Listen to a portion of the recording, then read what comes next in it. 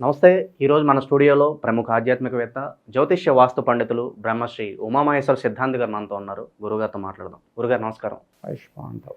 గురుగారు, మార్చి నెల 2025 వృశ్చిక రాశి వారికి ఎలాంటి ఫలితాలు ఉండబోతున్నాయి? ఎలాంటి రెమెడీస్ చేసుకోవడం ద్వారా శుభ ఫలితాలు పొందడానికి అవకాశం ఉంటుందంటారు? శ్రీ క్రోధినామ సంవత్సర పాల్గొన మాస శిశిర ఋతువులో సాధ్యయోగములో బాలవకరణములో కుజుడు ఉన్న స్థానాన్ని చూసుకుంటే మిథున రాశిలో ఉన్నాడు. కుజుని యొక్క దృష్టి కేతుగ్రహం మీద ఉంది. కుజవత్తు కేతువు అన్నారు. అంటే కుజుడు ఏ ఫలితాన్ని ఇస్తున్నాడో కేతువు అదే ఫలితాన్ని ఇస్తాడు. కుజకేతువులు మిత్రులు కానీ శత్రువులు కాదు. మేష వృశ్చికాయోరు భౌమః. మేషరాశికి వృశ్చిక రాశికి ఆధిపత్యాన్ని వహించిన వాడు కుజుడే. కుజుడు భూమాత పుత్రుడు. కాబట్టి కుజ విధాలో వీళ్ళకి వృశ్చిక రాశి వారికి కోపతాపములు ఎక్కువ ఉన్నా నష్టదాయకమైన పరిస్థితులు కొన్ని కనబడతాయి. ఎందుకని కనబడతాయి? అర్ధాష్టమ శని ప్రభావం కనబడుతుంది. అర్ధాష్టమ శని ప్రభావం అంటే ఏంటి? చాలా మిక్కిలి కష్టదాయకమైనది. అర్ధాష్టమ శని తొలగాలంటే 2.5 సంవత్సరాలు పడుతుంది. ఈ 2.5 సంవత్సరాలు వీళ్ళలో కోపం పెరిగిపోతుంది. తొందరపాటు నిర్ణయాలు తీసుకుంటారు. తాను పట్టిన కుందేలకు 3 కాళ్ళను వాదిస్తారు. జేబులో 100 రూపాయలు లేకపోయినా 1000 రూపాయలు పర్వాలేదంట. ఇది ఎక్కడ కూడా మరి నాకు అర్థం కాదు. జేబులో 100 లేదు, 1000 రూపాయలు ఆఫ్టర్ ఆల్ ఏం పర్వాలేదు అనే ధైర్యాన్ని ఇస్తారు. మొండితనంగా ఎదరికి వెళతారు. మిత్రులను నమ్మి మిత్రుల వల్ల నష్టాన్ని చవిచూస్తూ ఉంటారు.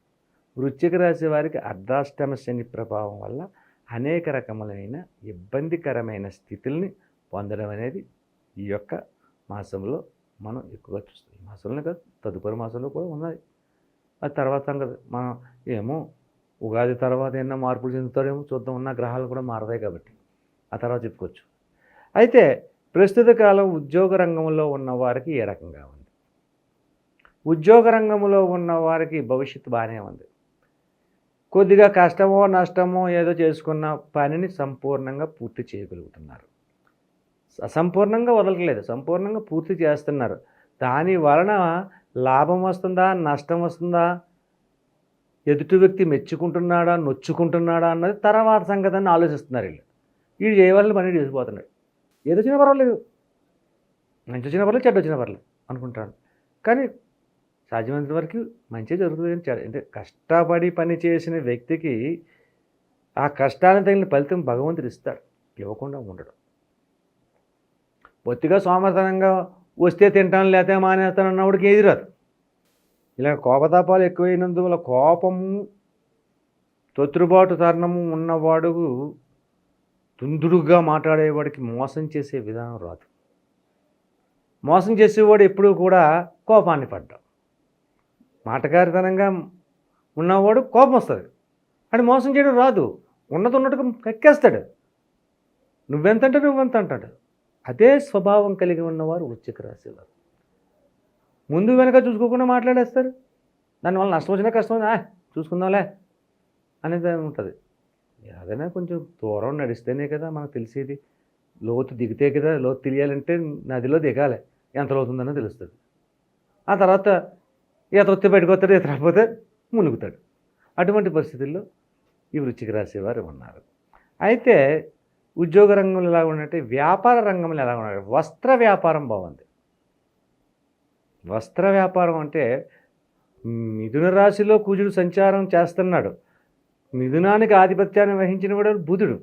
బుధుడు వస్త్ర రంగానికి అలాగే ఫుడ్ సంబంధించిన దానికి అధిపతి అయ్యాడు. కాబట్టి అంటే బుధుడు విద్యావేత్త, వ్యాపారవేత్త, తెలివితేటలో ఉన్నటువంటి భావాలు, స్త్రీ పురుషుల కలయిక, ప్రేమ, పెళ్ళి, సంతతి, ఇలా ఎన్నో చాలా ఉన్నాయి. అందులో ఉన్నాడు కాబట్టి యోగదాయకమైన స్థితిని వస్త్ర వ్యాపారానికి ఇస్తున్నాడు. వస్త్ర వ్యాపారానికి అనగానే ఓ చందన బ్రదర్సో, ఆర్ఎస్ బ్రదర్సో అన్న పెద్ద పెద్ద షాపుల గురించి చెప్పట్లేదు, చిన్న షాపుల గురించి చెప్తున్నాను. మధ్యతరగతిగా ఉండే షాపుల గురించి. మధ్యతరగతిగా ఉన్న షాపులన్నీ కూడా యోగదాయకమైన స్థితిని, లాభదాయకమైన పరిస్థితులు పొందుతూ ఉంటారు. అలాగే కిరాణా అండ్ జనరల్స్ ఎవరైతే నడుపుతున్నారో, చిన్న చిన్న వ్యాపారాలు చేసేవారు ఎవరైతే నడుపుతున్నారో వారికి కూడా యోగదాయకమైన స్థితిని పొందు. అర్ధాష్టమ శని ప్రభావం అయినా కూడా అంటే అర్ధాష్టమ శని ప్రభావం వల్ల వీళ్ళకి కొన్ని ఇబ్బందికరమైన స్థితులు ఉన్నా, అంటే కుటుంబ కలహములు లోనైపోతున్నారు. అన్నదమ్ముల మధ్యన తగవులు వస్తున్నాయి. ఆస్తి పంపకాల దగ్గర, ఆస్తులు సమకూర్చుకునే దగ్గర కొన్ని తగవలకు గురవుతున్న పరిస్థితులు సంప్రాప్తం జరుగుతున్నాయి. కానీ అటువంటి విధానాలకి మనం చేసే రెమెడీస్ వల్ల కొన్ని తొలగి యోగదాయకమైన స్థితికి చెందడం అనేది జరుగుతుంది. అయితే ఈ యొక్క వృశ్చిక రాశి వారి యొక్క అర్ధాష్టమ శని ప్రభావంతో కలిగి ఉన్నను కూడా ఆరోగ్యపరమైన పరిస్థితి ఎలాగుందంటే సంపూర్ణంగా బాగుంది. అత్యధికమైన అనారోగ్యానికి గురైపోతున్నారండి. అయ్య బాబోయ్, ఓహో 4 రోజులు 15 రోజులు హాస్పిటల్ పాలు అయిపోయారండి అటువంటివి రావు.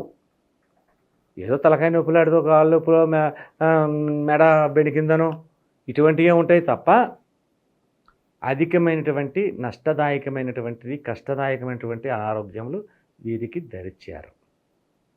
కుజుడు మొండోడు, భూమాత పుత్రుడు కదా, మొండిదనం ఎక్కువ ఉంటుంది. ఆ మొండిదనం వల్ల దరి చేసిన దగ్గరికి రావు. అటువంటి విధానంగా ఈ రాశివారు.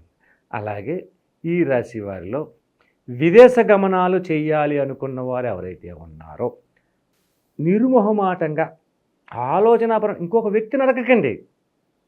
మీరు వెళ్ళి నేను ఇలాగ కెనడా వెళ్దాం అనుకుంటున్నాను, కెనడాకి వెళ్తే అరే ఎలా ఉంటుందిరా, వెళ్ళమంటావా వద్దంటావా అని అడగకండి. వాడు మిమ్మల్ని వెళ్ళలేవడో, ఆడు వెళ్ళబోతున్నాడు కాబట్టి మీరు చెప్తే నువ్వు వెళ్ళొద్దంటాడు. మిత్రుల దగ్గరికి వెళ్ళి సలహాలు అడగద్దు, మీ తల్లిదండ్రులు అడగండి. భూమాత కుమారుడు కదా, భూమికి భూమాత కుమారుడు అయినప్పుడు భూమాత ఏమంటుంది, కుజుని ఎప్పుడు కూడా సంరక్షిస్తుంది. అలాగే తల్లిని అడగండి, తల్లి మీకు ఇచ్చే సలహా మంచిగా ఉంటుంది. విదేశ గమనములు చేసేవారు మీ ఆలోచనల్ని, మీ తల్లిదండ్రుల ఆలోచనల్ని దగ్గర పెట్టుకుని చేస్తే నిర్విఘ్నంగా విజయాన్ని సాధించగలుగుతారు. ఉద్యోగ రంగంలో ఆలోచన చేసేవారు, విదేశాల్లో ఉద్యోగ రంగంలో ఆలోచన చేసేవాళ్ళు ఎక్కువ ఉంటారు. అంటే వెళ్ళినా సీట్ రాలేదు, అది రాలేదు, ఇది రావట్లేదు అని చెప్పేసి ఇబ్బంది పడుతున్నారు. కానీ ఈ యొక్క నెలలో ఈ యొక్క రాశివారు ఆ ప్రయత్నం చేస్తే సఫలీకృతం పొందుతున్నారు. అటువంటి విధానాన్ని ఈ యొక్క వృశ్చిక రాశికి ఉంది.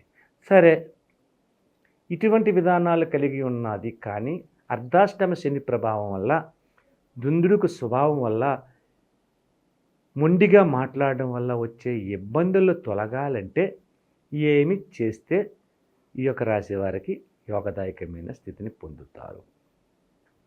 శ్రీ లక్ష్మీ నరసింహస్వామి కోపదాయకమైనటువంటి పరిస్థితులను తొలగించాలంటే, కష్టదాయకమైన నష్టదాయకమైన స్థితుల నుంచి బయటపడేయాలంటే శ్రీ లక్ష్మీ నరసింహస్వామిని పూజా విధానాన్ని తీసుకోండి. సరే, లక్ష్మీ నరసింహస్వామి దగ్గరికి ఆలయానికి వెళ్ళాము, అష్టోత్తర పూజ చేయించాము, కొబ్బరికాయ కట్టాము, అరటిపళ్ళు ఇచ్చాము, సరిపోతుందండి? చాలదు. ఈ యొక్క లక్ష్మీ నరసింహస్వామికి బందరు లడ్డు అని ఉంటుంది. బూందీ లడ్డు కాదు, శనగపిండితో చేస్తారు. బందరు లడ్డు అని ఉంటుంది.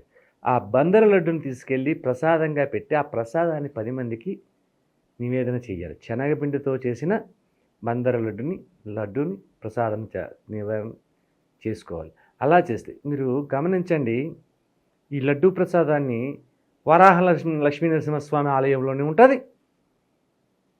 లక్ష్మీ నరసింహస్వామి ఆలయంలో ఉంటుంది, సింహాచల క్షేత్రంలోనే ఉంటుంది. ఇది ప్రత్యేకమైన ప్రసాదమే. ఆ ప్రసాదాన్ని నివేదన చేపించి అక్కడున్న భక్తులకి వితరణ చేస్తే ఈ యొక్క దుందుడుకు స్వభావాన్ని తొలగి సుఖదాయకమైన పరిస్థితులు పొందడం అనేది జరుగుతూ ఉంటుంది. అలాగే ఈ వృశ్చిక రాశి వారికి ఇంట్లో ఉన్న పెళ్ళి కాని వారికి గురించి ఈ యొక్క మాసం యందు ప్రయత్నంలో చేస్తే నిర్విఘ్నంగా సాగడము, ఎదరికి వెళ్ళడం అనేది జరుగుతుంది. శుభదాయకమైన ఫలితములు పొందగలుగుతారు. మార్చి నెలలో వృశ్చిక రాశి వారికి ఎలాంటి ఫలితాలు ఉంటాయి, ఎలాంటి రెమెడీస్ చేసుకోవాలి, మీ మాటలో చాలా చక్కగా వివరించారు గురుగారు. ధన్యవాదాలు. ఆయుష్మాన్ భవ.